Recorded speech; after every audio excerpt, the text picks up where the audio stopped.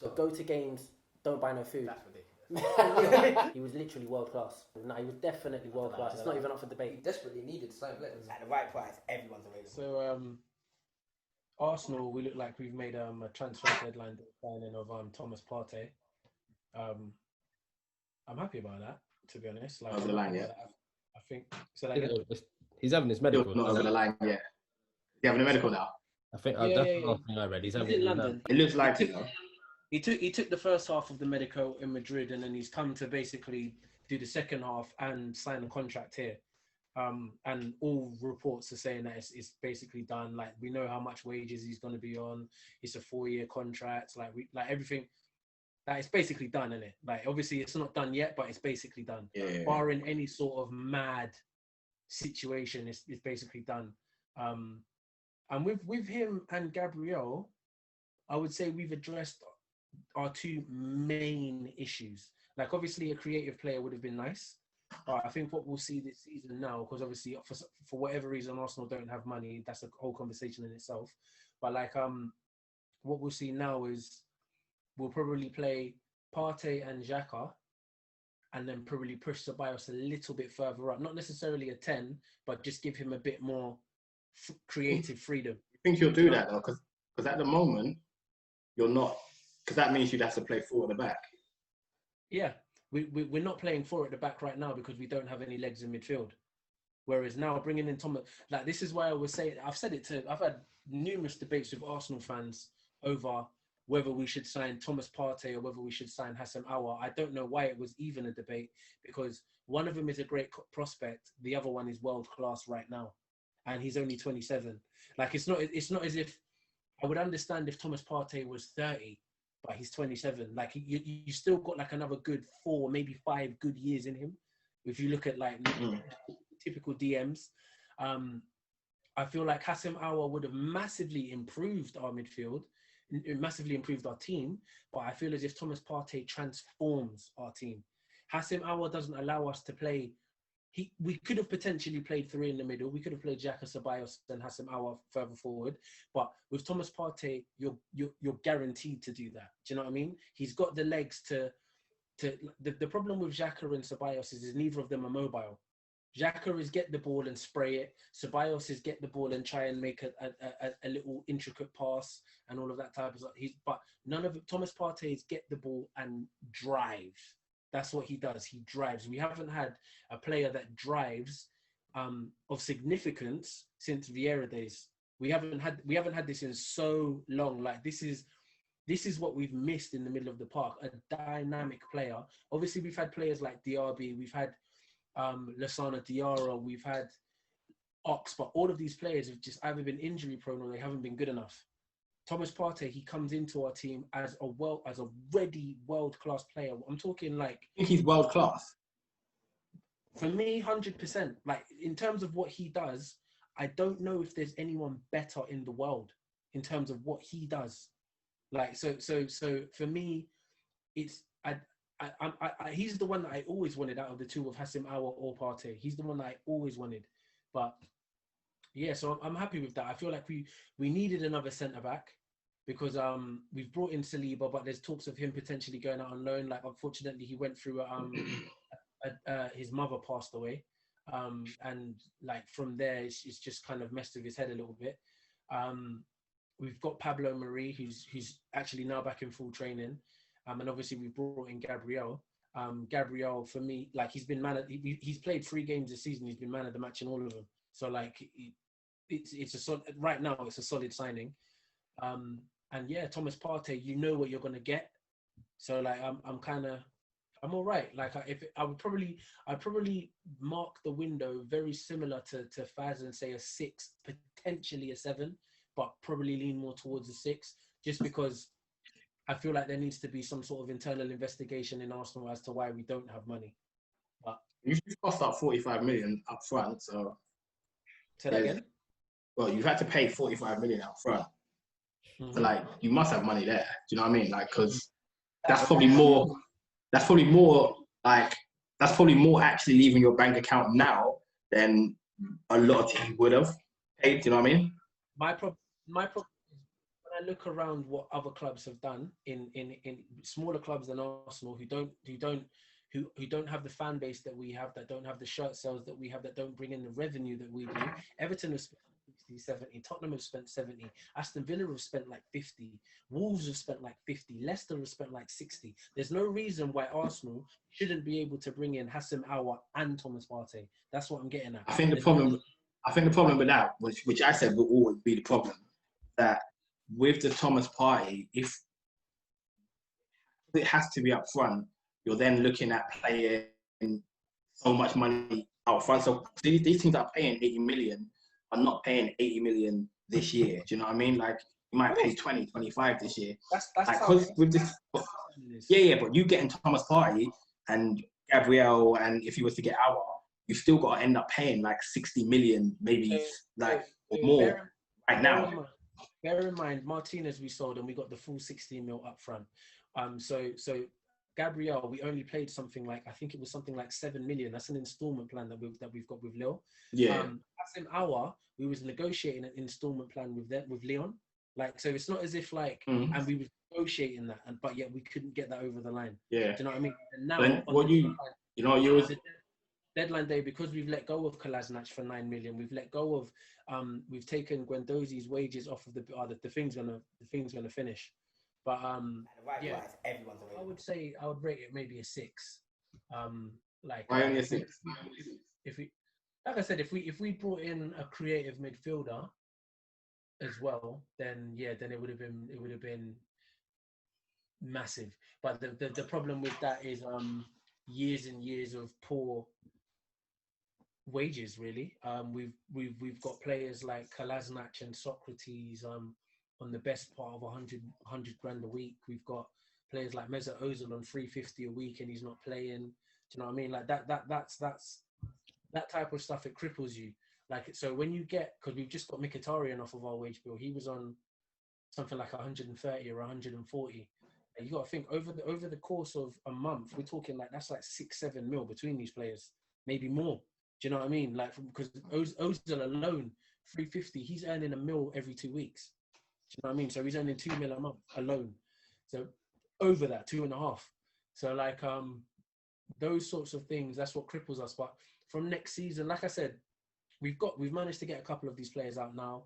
Kolasinac, Mkhitaryan, Guendouzi's gone. He was on low wages. He was only on like 40.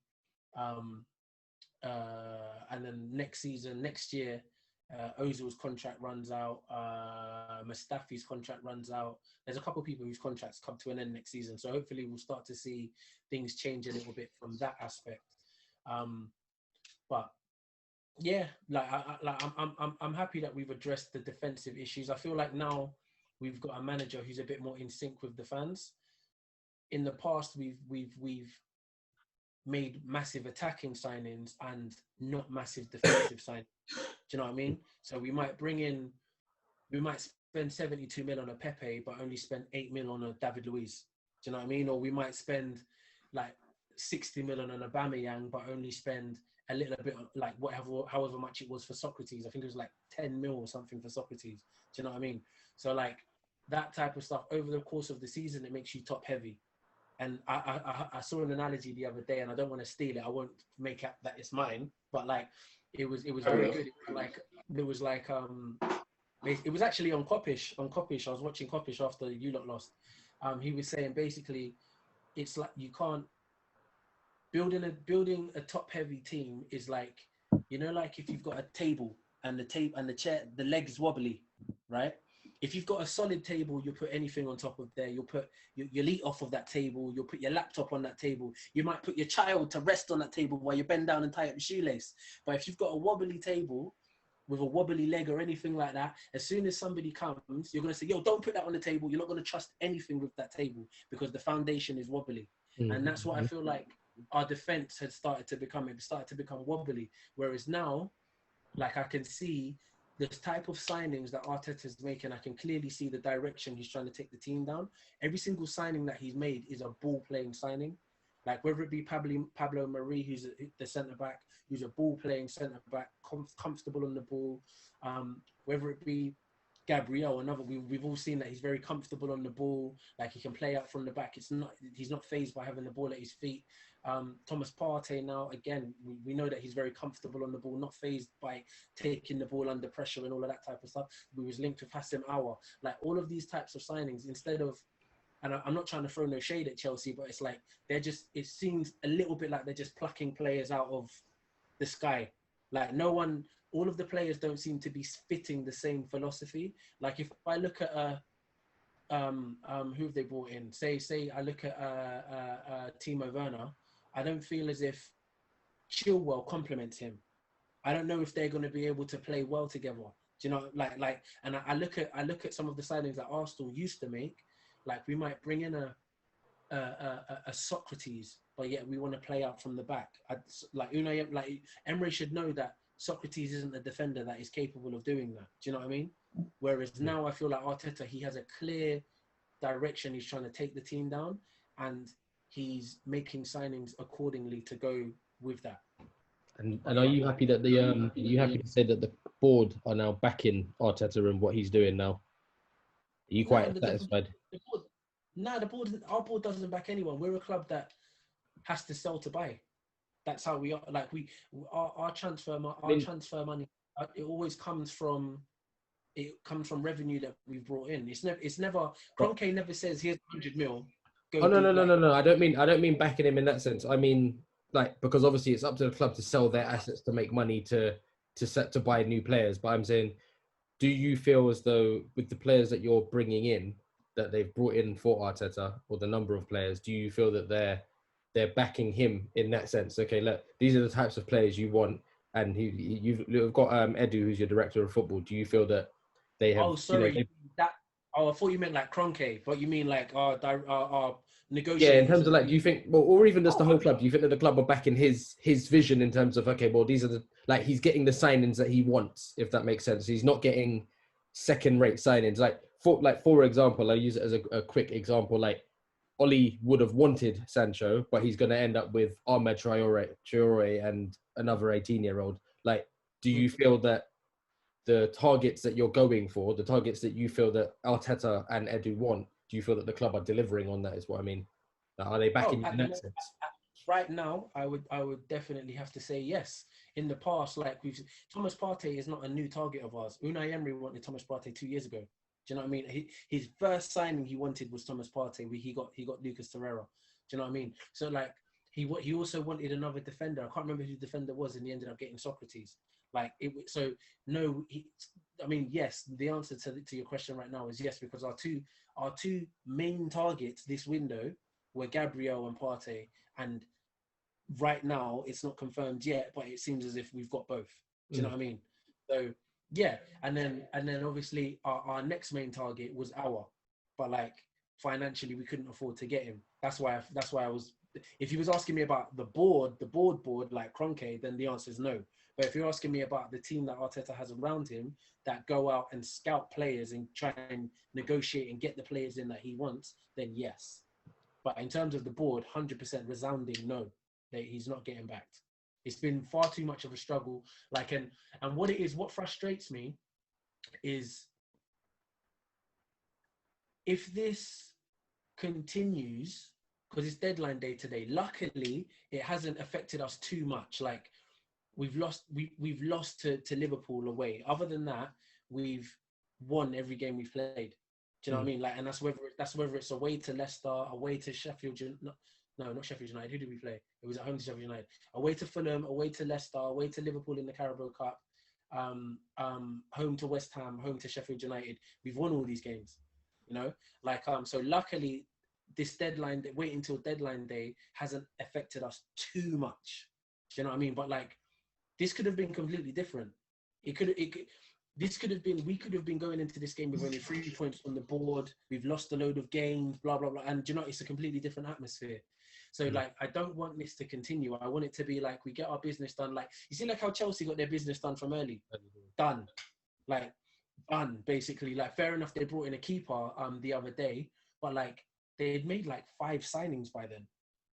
Like, there's no reason for Arsenal haven't. If it's deadline day and it's like, okay, you've knocked 10 mil off the price, then okay, it's different. But we've paid the money for Partey that we could have paid for Partey back in May. Do you know what I mean? Or June when the window opened. The only thing I would say is that they were probably trying to negotiate that fee down earlier in the hope that they could maybe get him and Aouar. And then obviously it's got to the point where, okay, well, we can't get Aouar now. It's probably not like we can't negotiate the right deal for him. And like, let's just go get Partey now. But like, they probably, in the back of their mind, they probably always thought, okay, Partey is our priority. But if we can get both of them and wrangle a deal, then let's just hold on. Let's just put that on ice for a little bit. Maybe. I'm just thinking. And it, it's worked out. You're right. That probably was the way that they looked at things. But like, do you know what it is? Sometimes I feel as if football, the people that are involved in football, a lot of them don't seem to have a football brain. And I say that with a pinch of salt, because obviously we've got Edu, who is an invincible at Arsenal, as one of our negotiators. And obviously Arteta used to play for Arsenal. Like, so I'm not, and again, it's not really anything to do with Arteta. If he could have got Partey in from the opening day of the window, he would have. But like that, what you just said there, although I understand it from a financial point of view, from a footballing point of view, I don't understand it. Because whilst you're trying to wheel and deal and get the best deal, there's 5-6 games being played that we could potentially be losing. Do you know what I mean? It's only luck of the draw that we didn't get like Liverpool, Man City, Chelsea, Man United. Like that can happen. Do you know what I mean? You can get a naughty run of fixtures. Do you know what I mean? And then all of a sudden you're playing catch up now, and it doesn't matter what signings you're trying to make because you're too far down the table and you can't catch up those points. Do you know what I mean? So like I get it. Don't get me wrong. I get it. Yeah, you're looking for the best deal, but it's in the long run, to me, it doesn't make sense, especially if you just end up paying the money that you could have paid from a long time anyway. Like we're talking, we've made really okay, cool. We've brought Ceballos back on loan again, right? Which is massive because it looked like we wasn't going to get him at one point. We've brought in Willian on a free, right? But Gabriel and Partey, really, we had done those two deals from way back when we signed Gabriel. Everyone would have been cool, you know. Everyone would be cool. Like, do you know what I mean? Like, there was no need to wait until deadline day to do this. Like, you could have got Gabriel. I mean, Willian and Ceballos. Aubameyang signed his new contract. Obviously, we've signed Pablo Mari on a permanent now as well. And then you bring in Gabriel and Partey and done. That could have been it. That would have been a good window. Do you know what I mean? That and then cool. Like there would have been speculation. Oh, will they? Won't they? With Aouar, cool. But like that would have been a peripheral thing anyway. Like because at the start of the window, Aouar literally only became a target when the Champions League recommenced. Partey has been spoken about coming to Arsenal for well over a year now. Well over a year. We agreed personal terms with Partey in April. Do you know what I mean? In April, we agreed personal terms with him. So it's not like I just don't get it. I don't get it. Sometimes I don't understand. Every single season, let me not say every single season, but more often than not, Arsenal make a transfer on transfer deadline day that they could have made ages ago. Do you know what I mean? And it's just a bit frustrating sometimes because I don't think we're setting ourselves up for the best of seasons. Like if you keep doing that, do you know what I mean? Like really and truly, you want to get your business done from as early as possible, but is what it is, isn't it? It is what it is, man. I say all of this, but I'm very happy that we've got Partey. I'm very happy. Seem like you're happy, to be fair. Yeah, no, it seems a bit angry, isn't it? So